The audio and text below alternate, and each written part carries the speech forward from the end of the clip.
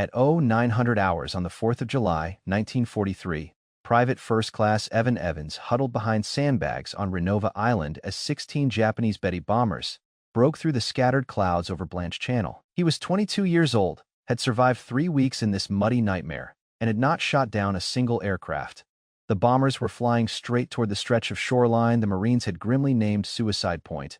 2 days earlier, 59 Americans had been killed on this very beach. On the 2nd of July, the Japanese had attacked with 18 bombers and 440 fighters. Rendova's radar stations had already been knocked out by an earlier strike. There was no warning and no chance to prepare. The bombers skimmed in low over the water at 1400 hours, striking fuel dumps first, then ammunition stores, then the field hospital where wounded Marines waited to be evacuated. Evans had watched it all from his gun position. Fire swallowed the beach. Blasts hurled debris 300 feet into the air. Marines ran through flames trying to pull out the wounded. If you enjoyed this, don't forget to subscribe for more. Most never made it. 77 more were injured. 4 of them from the 9th Defense Battalion's 90mm gun crews. The battalion lost 2 of its 6 155mm long Tom artillery pieces. Trucks liquefied. Ammunition cooked off for 6 straight hours.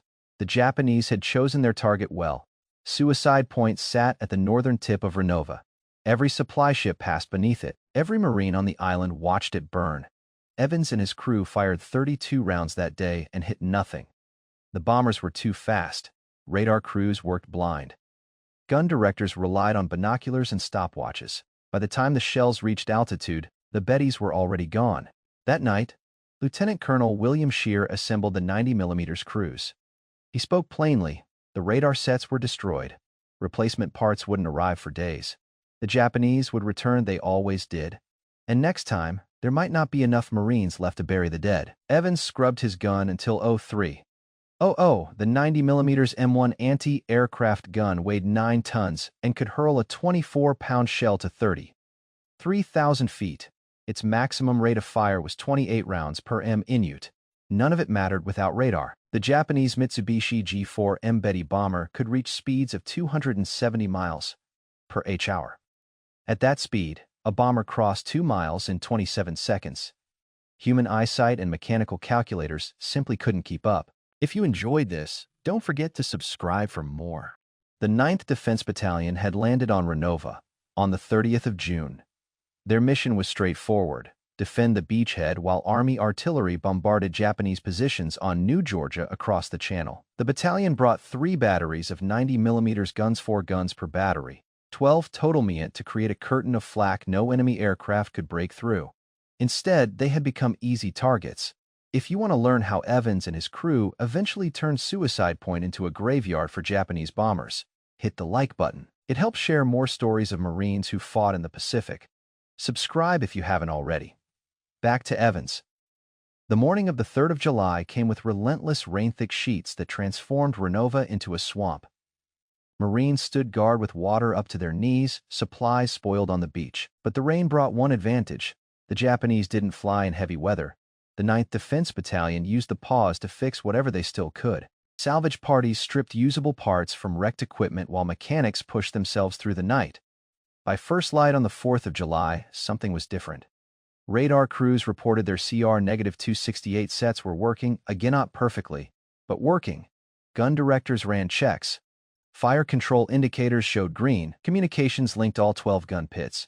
Evans stacked shells into the ready rack as his crew went through their motions. Loader, rammer, fuse setter, gunner, they had rehearsed it 10,000 times in training, but nothing in training prepared you for Betty bombers dropping bombs on people you knew. At 0845, radar picked up a large formation inbound from Rabaul, range 120 miles, bearing 320 degrees, altitude 14,000 feet. The tracks came straight down the slot, aimed at Rendova. If you enjoyed this, don't forget to subscribe for more. Shear gave the order. Every gun crew went to full readiness. This time, they had radar. This time, they would not be surprised. And this time, Evan Evans was about to show that a single Marine behind a 90mm gun could change the math of air defense forever if he survived long enough to do it. Radar operators called out updates every 30 seconds. The Japanese formation split. One group peeled off toward New Georgia. The other continued straight for Rendova. 16 bombers with 180 fighters escorting them. They were descending now, 12,000 feet. The Combat Air Patrol had been pulled north to counter another raid. Rendova stood alone. Evans watched the gun director. It was a Sperry M-4 mechanical computer, fed by radar data to calculate where shells needed to burst to meet a moving aircraft. Electrical signals ran from the director to the gun mount, adjusting aim automatically at least on paper. In reality, the M4 had been designed for optical tracking, not radar. The link was clumsy and imprecise. Even the best crews could only place bursts within 200 meters of a target. A 90mm shell had a lethal radius of roughly 50 meters, hitting anything required overlapping fire from multiple guns. Evans didn't have multiple guns. He had one battery, Gun 3, at 70 miles out. The radar screen showed the bombers holding a tight V formation, standard Japanese doctrine. If you enjoyed this, don't forget to subscribe for more. The Bettys would approach at medium altitude, release their bombs, then brake hard and run while the Zeros handled any pursuing fighters. Rendova had no fighters. At 0915, the air raid siren began its wail. Every Marine on the island knew that sound. Men sprinted for foxholes. Corpsmen grabbed their medical bags. The Seabees halted unloading and dove for cover. A beach bustling with movement seconds earlier went silent and empty except for the gun crews. They stayed. Evans checked his ammunition, high-explosive shells fitted with variable time fuses. The fuse setter adjusted detonation in half-second steps. At 10,000 feet, a shell flew for about 18 seconds before bursting, missed the timing by a single second, and the explosion would be too high or too low off by half a mile. 50 miles now. The Japanese held steady at 10,000 feet. The altitude kept them above most light anti-aircraft fire, but well inside the envelope of the 90mm guns. The bomber crews knew Rendova had heavy defenses. They were coming anyway. They had seen the flak 2 days earlier and weren't impressed. American anti-aircraft fire had a reputation for being wildly inaccurate. For 18 months, Japanese aircrews had flown through it again and again. Most pilots treated it as an annoyance, not a danger. That assumption was about to cost them. At 30 miles out, Scheer gave the order to commence firing. All 12 guns spoke at once. The sound was crushing. Each weapon sent a shell skyward every 3 seconds. 24-pound projectiles screamed upward at 2,800 feet per second. If you enjoyed this, don't forget to subscribe for more. The noise drowned out all speech. Muzzle blasts shook the sandbags, knocking dust into the air. Evans fell into the rhythm. His crew moved without thought. Every action drilled into muscle memory. The loader pulled a shell from the ready rack. The rammer drove it into the breech. The fuse setter dialed the timing. The breech slammed shut. The gun fired. The spent casing flew clear. 3 seconds total. Load, ram set, fire. Again and again. Radar operators tracked the formation with growing accuracy. The repaired CR-268 now fed data to the gun directors faster than the mechanical systems could fully handle. Sperry M-4 computers clattered and whirred. Elevation and azimuth shifted constantly as the bombers closed in. At 20 miles, the first American shells burst at altitude. Black puffs bloomed ahead of the Japanese formation. Too far left, the bombers nudged their course and kept coming. Evans watched through his sight as his rounds detonated 500 meters from the lead aircraft. Close but useless. A Betty's 82-foot wingspan could shrug off near misses. Only direct hits or extremely tight bursts could bring one down. 15 miles 80. 8 rounds fired. Then something changed, something that would turn Evan Evans from an anonymous private into the most lethal anti-aircraft gunner in the Pacific. But first, he had to live through the next 6 minutes. The Japanese bombers were beginning their attack run, and Evans was squarely in their path. At 12 miles, the lead Betty started to descend. The formation dropped to 8,000 feet attack altitude.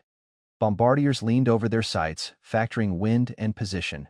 Rendova didn't move. It was an easy target. Radar updates came fast.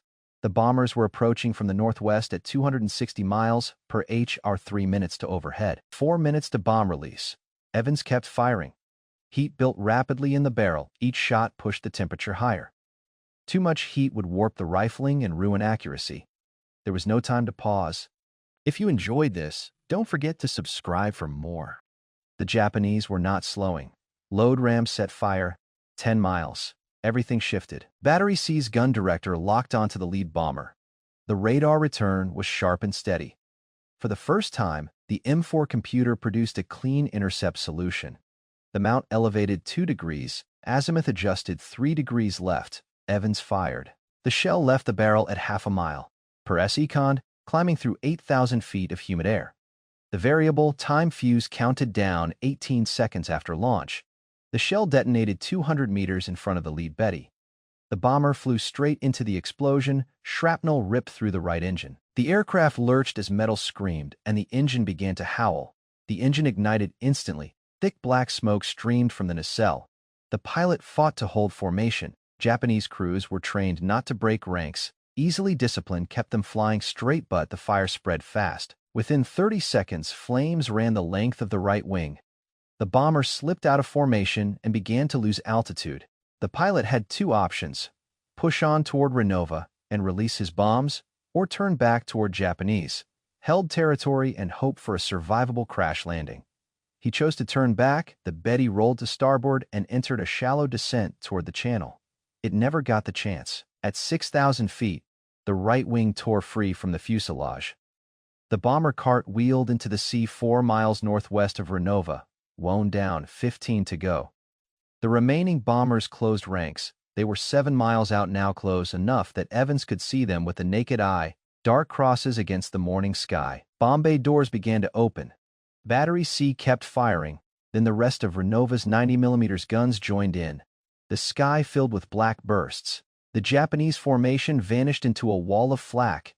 When the smoke thinned, 2 more Bettys were trailing smoke. One had lost its tail and dropped into an immediate spin.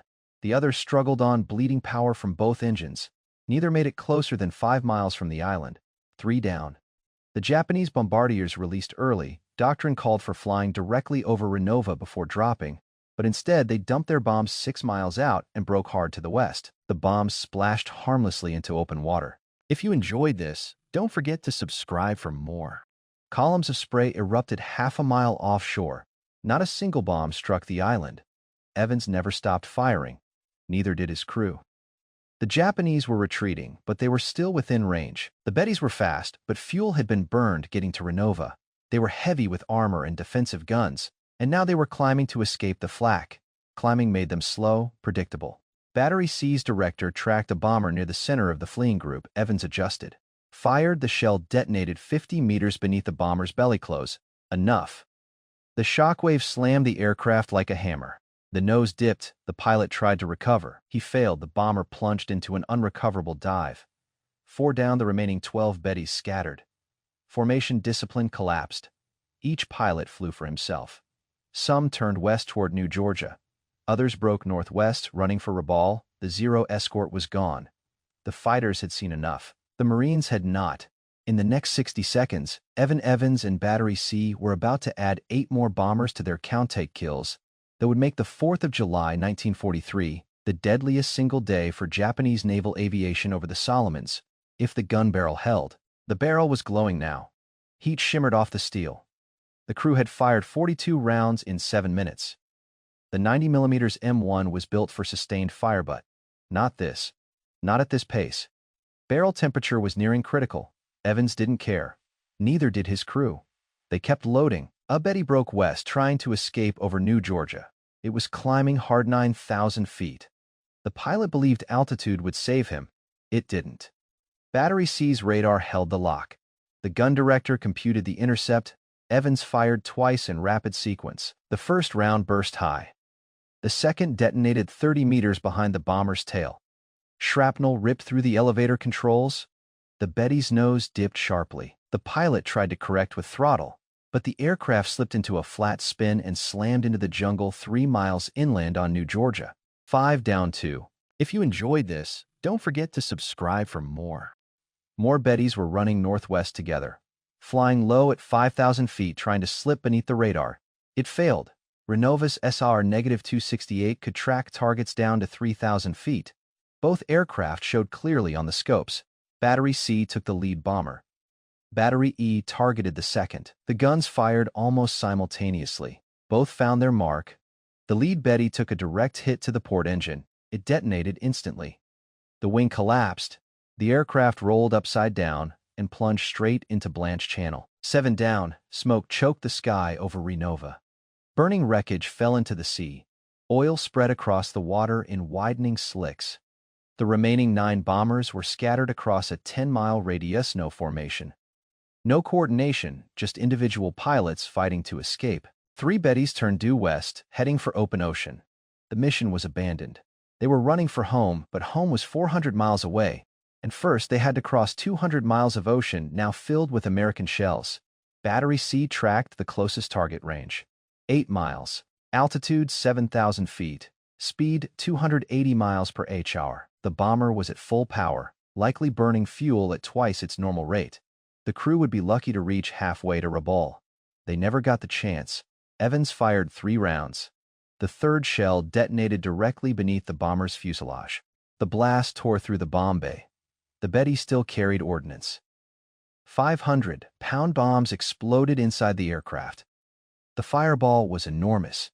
Debris scattered across half a mile of ocean, 8 down. Other batteries were scoring hits now. Battery E claimed 2 more bombers in quick succession. Battery A brought down another. The sky had turned into a shooting gallery. The Japanese had sent 16 bombers to destroy Rendova. Instead, Rendova was annihilating them. Evans swung his gun onto another Betty. This one fleeing due north, range 10 miles maximum. Altitude 11,000 feet and climbing. The pilot had realized altitude was his only hope. Get high enough and escape the shells. But 11,000 feet was well inside the 90mm envelope. The M1 could reach 33,000 feet. This bomber wasn't even halfway there. Evans elevated to maximum and fired. The shell climbed for 22 seconds, then burst 200 meters ahead of the bomber.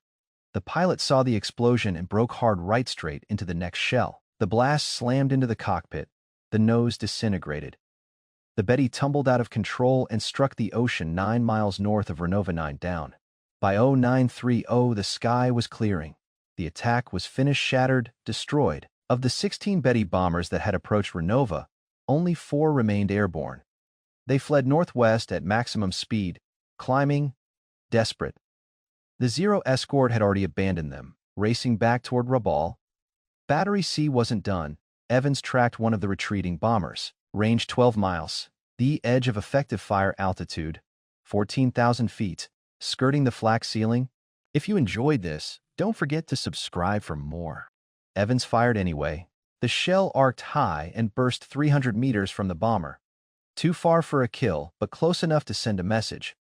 Rendova was no longer suicide point. It was a killing ground the Japanese had learned at the hard way. The only question left was whether they would return tomorrow and whether Evans and his gun would be ready when they did. The ceasefire order came at 0932:20, 7 minutes after the first radar contact. The guns went silent. The sudden quiet was almost painful after the non-stop thunder of the 90mm cannons. Evans stepped back from his gun. His hands were trembling not from fear, but from exhaustion. His ears rang so badly he could barely hear anything at all. The gun crew slumped against the sandbags. They had been firing without pause for 27 minutes. Load ramp. Set fire over and over until their bodies moved on pure muscle memory alone. The gunner's log showed that Battery C's Gun 3 had fired 53 rounds by itself. Across Rendova, all 12 90mm guns had fired a total of 88 rounds. 88 shells against 16 bombers, the outcome was unheard of. Shear walked the gun line at 10:10, counting. Every crew was reporting kills. Some claimed 2. Battery C claimed 4 confirmed. Battery E claimed 3. Battery A claimed 2. The numbers pointed to something extraordinary. By 10:30, radar operators confirmed what the crews already suspected. 4 Japanese bombers had escaped. 4 out of 16, that meant 12 had been destroyed. 12 bombers shot down in 27 minutes. The 9th Defense Battalion had just set a record. No American anti-aircraft unit in the Pacific had ever achieved a result like this, not at Guadalcanal. Not at Midway, not anywhere. 12 bombers with 88 rounds meant a hit rate approaching 14%. Most anti-aircraft units were satisfied with 2%, but the numbers didn't tell the full story. The gun crews had done more than destroy aircraft. They had shattered an entire Japanese attack. 16 bombers had approached Rendova carrying 8,000 pounds of bombs each. 128,000 pounds of high explosives meant for the beach, the supply dumps, the Marines themselves. Not a single bomb hit the island. The Japanese had released early and fled. The 4 bombers that escaped were damaged. Radar tracked them limping northwest at reduced speed and altitude. 2 likely wouldn't reach Rabaul. They would run out of fuel over the Solomon Sea and ditch into the water. By 1100 hours, work parties were already pulling wreckage from the ocean. Pieces of Japanese aircraft washed onto the beach engine cowlings, wing fragments, a tail section with the red circle still visible. Debris was scattered across 5 miles of water. The Seabees resumed unloading supply ships. The beach came back to life. Marines emerged from foxholes and returned to their tasks. Life on Rendova went on, but something had changed. The island that had been called Suicide Point 2 days earlier had proven it could defend itself. Evans cleaned his gun at 1300 hours. The barrel was still too hot to touch, even 3 hours after the last shot. The rifling was intact, no warping, no damage. The M1 had endured punishment that should have destroyed it. Other crews did the same cleaning, inspecting, reloading. The Japanese would return, they always did. But next time, they would remember the 4th of July. They would remember that Rendova was no longer an easy target. At 1500 hours, a photographer from the Marine Corps Combat Camera Unit arrived at Battery C. He wanted photographs the crew with the highest number of kills. Evans and his crew stood beside their 90mm gun. If you enjoyed this, don't forget to subscribe for more. Boone on the left, Evans in the center, Gamborowski on the right. 3 Marines who had just made history. The photographer took 6 pictures. Only 1 survived the war. It later entered the National Archives as Photo 127 GW. The caption read, "This is one of the anti-aircraft guns which wiped out a Japanese bomber fleet of 12 planes in a single day at Rendova Island." That photograph was taken in the afternoon. That morning, while the battle was still being analyzed and crews were still tallying their kills, something else was happening 400 miles northwest. At Rabaul, Japanese commanders were receiving reports from the 4 bombers that had escaped. The reports were disturbing. The Americans now had radar, directed anti-aircraft fire-accurate radar, capable of tracking bombers through cloud cover and guiding shells to within meters of their targets. And that meant every Japanese airbase in the Solomons had just become vulnerable. Because if Rendova could do this, other American positions could as well. The mathematics of air combat in the Pacific had shifted. The Japanese would have to change their tactics or abandon daylight raids entirely. But decisions like that took time. And in that time, Evan Evans and the 9th Defense Battalion would face something more dangerous than bombers. They would face their own command. The first message from Admiral Halsey's headquarters arrived at 1600 hours on the 4th of July. It was brief 3 words, "Confirm kill count." She replied at once. 12 Japanese Betty bombers destroyed. 4 damaged and retreating. 88 rounds expended, 0 American casualties during the engagement. 0 bombs hit the island. The second message arrived 30 minutes later. This one was longer. Halsey wanted a full after-action report. He wanted to know how a Marine Defense Battalion had achieved a near-total destruction of a Japanese bomber formation. He wanted technical specifics, radar settings, fire control procedures, coordination methods, everything. Because if Rendova could do this, every American position in the Pacific needed to understand how Scheer spent the night of the 4th of July writing reports. The radar operators wrote reports. Gun directors wrote reports. Every gun crew documented exactly what they had done. How. If you enjoyed this, don't forget to subscribe for more. The SER-268 radar had been integrated with the Sperry M-4 gun director. How crews compensated for mechanical lag. How lead time was calculated against fast-moving targets. The reports moved up the chain, from Rendova to Seventh Corps Headquarters, from Seventh Corps to South Pacific Area Command, from South Pacific to Pacific Fleet. By the 6th of July, officers at Pearl Harbor were reading about Evan Evans and Battery C. While those reports were being written, the Japanese were making decisions of their own. On the 5th of July, Rabaul sent 6 bombers against Rendova. Only 6.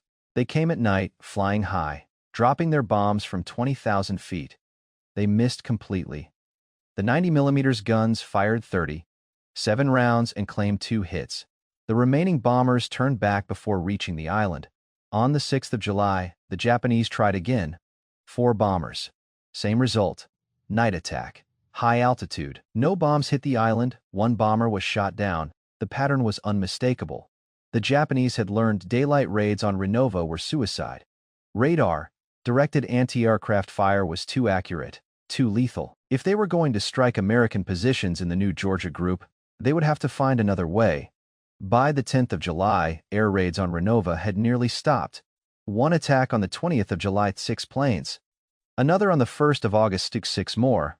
Both were high altitude raids that accomplished nothing. Japanese had effectively conceded the airspace over Rendova to American anti-aircraft guns. The success of the 9th Defense Battalion had strategic consequences. With Rendova secure, the 155 mm long Tom artillery batteries could operate without interruption. They shelled Japanese positions on New Georgia across Blanche Channel around the clock. That fire support made the American advance on Munda Airfield possible. Munda fell on the 5th of August. The airfield that had served as the primary Japanese base in the Central Solomons was now American. Marine and Army engineers made it operational within 72 hours. By the 14th of August, American fighters were flying combat missions from Munda itself. The campaign that began with the Rendova landings on the 30th of June was over in 5 weeks. The 9th Defense Battalion moved to New Georgia in October to defend the captured airfield. They emplaced their guns around Munda and waited for Japanese counterattacks. They never came. If you enjoyed this, don't forget to subscribe for more. The Japanese had abandoned the Central Solomons, falling back toward Bougainville. The momentum had shifted, the Americans were advancing, the Japanese were retreating. Evans and his crew spent 6 months on New Georgia. During that time, they fired their 90 mm gun at occasional Japanese reconnaissance aircraft. They shot down 3 more planes, but nothing ever came close to the 4th of July. That day stood alone, the moment when everything aligned. The radar held firm. The shells found their marks. 12 Japanese bombers fell from the sky in just 27 minutes. The official Marine Corps history would later describe it as one of the most successful anti-aircraft engagements of the Pacific War. The guns had exceeded expectations. The crews had performed flawlessly. The Japanese attack had been stopped cold. But there was a cost, one that never appeared in kill counts or after-action reports. A burden Evan Evans and every gun crewman carried long after the firing stopped. Shooting down 12 bombers meant more than 100 enemy airmen lost their lives. Some crews survived the initial crashes. Some ended up in the water. American ships passed by without stopping. War had rules, but in combat, survival often overrode them. Sometimes staying alive meant living with memories no report could record. The 9th Defense Battalion remained on New Georgia until March 1944. They defended Munda Airfield against attacks that never came. Japanese bombers had been pulled back to Rabaul, conserved for later battles. The Central Solomons faded into a quiet sector. Evans was promoted to corporal in October 1943. Boone followed in December. Gamborowski remained a private first class until January 1944. The promotions came with citations and official recognition for the 4th of July, but no medals. Defense Battalion Marines rarely received decorations for anti-aircraft work. Shooting down aircraft was considered routine duty. In April 1944, the battalion moved to the Russell Islands for rest and retraining. 6 months of combat had worn down both men and machines. Gun barrels needed replacement. Fire control systems required recalibration. The Marines themselves needed time away from the pits. They were given 6 weeks. Then new orders arrived. The battalion was headed for Guam. The landing on Guam began on the 21st of July, 1944. The 9th Defense Battalion came ashore at Agate on the first day. They emplaced their anti-aircraft guns around the beachhead, tasked with air defense and perimeter security. Guam was heavily fortified. It had been under Japanese control since December 1941, and more than 22,000 enemy troops were entrenched across the island. The battle for Guam lasted 3 weeks. The 9th Defense Battalion fired on Japanese aircraft and ground targets alike. They shot down 4 more planes. They also used their 90 mm guns in direct fire rolls against enemy positions along the northern cliffs. High explosive shells proved effective against reinforced bunkers. But the most dangerous enemy on Guam wasn't the Japanese. It was dengue fever. The illness swept through the battalion in August. Hundreds of Marines were incapacitated. High fever, joint pain, crushing exhaustion. The disease rarely killed, but it removed men from the fight completely. Marines who could endure artillery fire were rendered helpless by sickness. Evans contracted dengue in mid-August. He spent 2 weeks in a field hospital and lost 20 pounds. By the time he returned to duty, the fighting on Guam was over. Japanese resistance had collapsed, and organized opposition had ended. The 9th Defense Battalion remained on Guam for the rest of the war. They defended Apra Harbor and the newly constructed airfields. By October 1944, American B-29 superfortresses were launching bombing missions against Japan directly from Guam. The war had moved on, but the 4th of July, 1943, never left Evan Evans or the men who stood beside him behind a glowing 90mm gun on Rendova Island. The 9th's responsibility was to protect them. If you enjoyed this, don't forget to subscribe for more. The Japanese launched occasional raid small groups of 4 or 5 aircraft, mostly at night between September 1944 and March 1945. The 9th Defense Battalion shot down 6 additional planes. Their wartime total reached 46 confirmed kills, 46 Japanese aircraft destroyed by a single Marine Defense Battalion. The 4th of July, 1943 remained unmatched: 12 kills in 1 engagement. No American anti-aircraft unit in the Pacific ever equaled it. Evans was still on Guam when the war ended in August 1945. He was a sergeant by then, 24 years old, 3 years in the Marines, 2 Pacific campaigns behind him. His battalion had destroyed 46 enemy aircraft, 12 of them on a single morning when everything worked exactly as it was supposed to. The 9th Defense Battalion returned to the United States in February 1946. They sailed into San Diego Harbor on the 23rd. The battalion was officially deactivated on the 1st of March at Camp Lejeune, North Carolina. The Marines scattered back to Indiana, back to Michigan, back to lives interrupted by war. Evans returned to Richmond, Indiana. He had left as a 21-year-old private. He came home a seasoned sergeant, but Richmond was unchanged. The war had altered Evans far more than Evans had altered Richmond. He re-enlisted in 1948, served through the Korean War, rose to staff sergeant, and left the Marine Corps in 1953 after 11 years of service and 2 wars. He became a machinist. He married, he had children, he lived a quiet life. But he never forgot the 4th of July, 1943, the day the planes fell, the day Suicide Point became a graveyard, the day 88 shells destroyed 12 bombers and changed the mathematics of air defense in the Pacific. He rarely spoke about it. Most veterans didn't. Those who were there already knew. Those who weren't wouldn't understand. So Evans stayed quiet. He worked his job. He raised his family.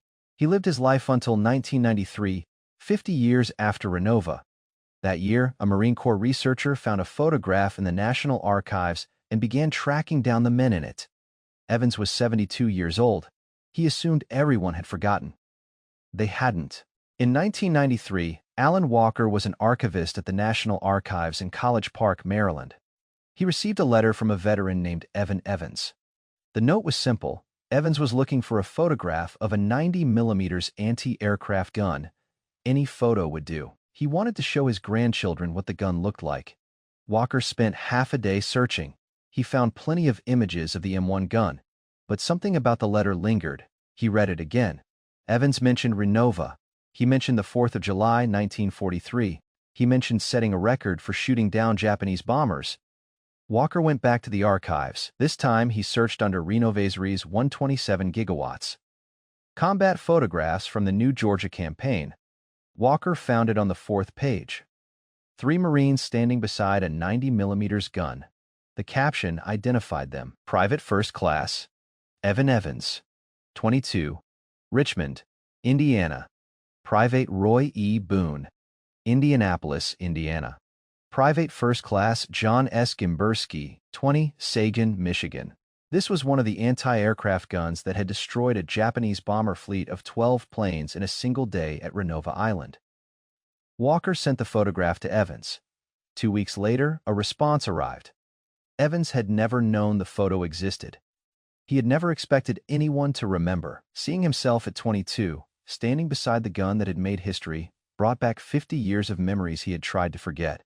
He wrote Walker a letter, thanking him. If you enjoyed this, don't forget to subscribe for more. Said it meant more than Walker could imagine.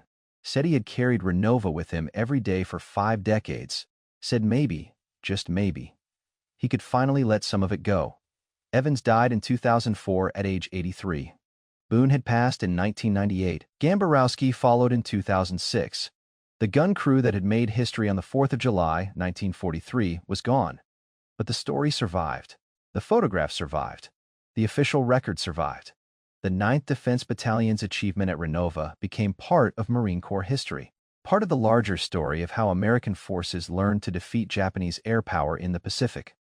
Lessons from Rendova spread throughout the theater. Radar-directed anti-aircraft fire became standard procedure. Gun crews trained on the integration techniques pioneered by the 9th Defense Battalion. Kill ratios improved across the board. Japanese bombers faced increasingly deadly fire at every American position. By 1944, Japanese daylight bombing raids were rare. By 1945, they had nearly stopped. Japan couldn't replace losses fast enough, couldn't train new crews fast enough. The mathematics Evan Evans and Battery C demonstrated on the 4th of July, 1943. Scaled across the Pacific, 12 bombers shot down in 27 minutes, 88 shells fired. 90% destruction rate. Those numbers proved that American technology and Marines could defeat Japanese air attacks. That suicide point could be turned into a killing ground for the enemy instead of Americans. The beach at Rendova is quiet now. The guns are gone, the bunkers have collapsed, the jungle has reclaimed most of the positions where the 9th Defense Battalion fought. But on the 4th of July every year, a few people remember. Remember the day the planes fell? Remember Evan Evans, Roy Boone, and John Gamborowski. Remember that 3 young Marines changed the course of air defense in the Pacific. If this story moved you the way it moved us, do me a favor, hit that like button. Every like tells YouTube to share this story with more people. Hit subscribe and turn on notifications. We're rescuing forgotten stories from dusty archives every single day. Stories of gunners, radar operators, and Marines who held the line with precision and courage. Real people. Real heroism. Drop a comment and tell us where you're watching from. Are you in the United States, United Kingdom, Canada, Australia? Our community stretches across the world. You're not just a viewer. You're part of keeping these memories alive. Tell us your location. Tell us if someone in your family served. Just let us know you're here.